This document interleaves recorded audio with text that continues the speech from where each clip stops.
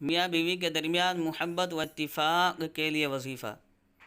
سوال: گھر میں خیر و برکت کے لیے اور نرینہ اولاد کے لیے اور میاں بیوی کے آپس میں اتفاق کے لیے کوئی وظیفہ بتا دیجیے۔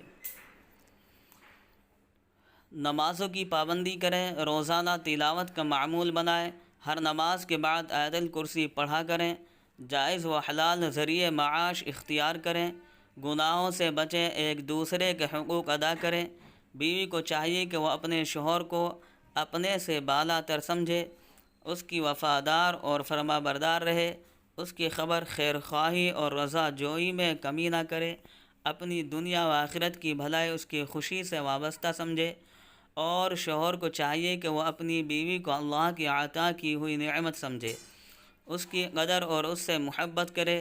اگر اس سے غلطی ہو جائے تو چشم پوشی سے کام لے، صبر و تحمل اور حکمت و حسن تدبیر سے اصلاح کی کوشش کرے، اپنی استطاعت کی حد تک اس کی ضروریات کا خیال رکھے۔ مزید اللہ تعالیٰ سے دعاؤں کا خصوصی اہتمام بھی کرے۔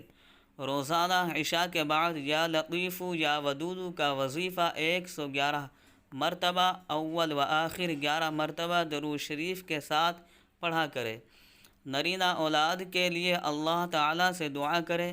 نیز ایک عمل یہ کرے کہ بیوی کے پیٹ پر انگلی سے یعنی دائرہ 70 بار بناوے اور ہر دفعہ یا متینو کہے۔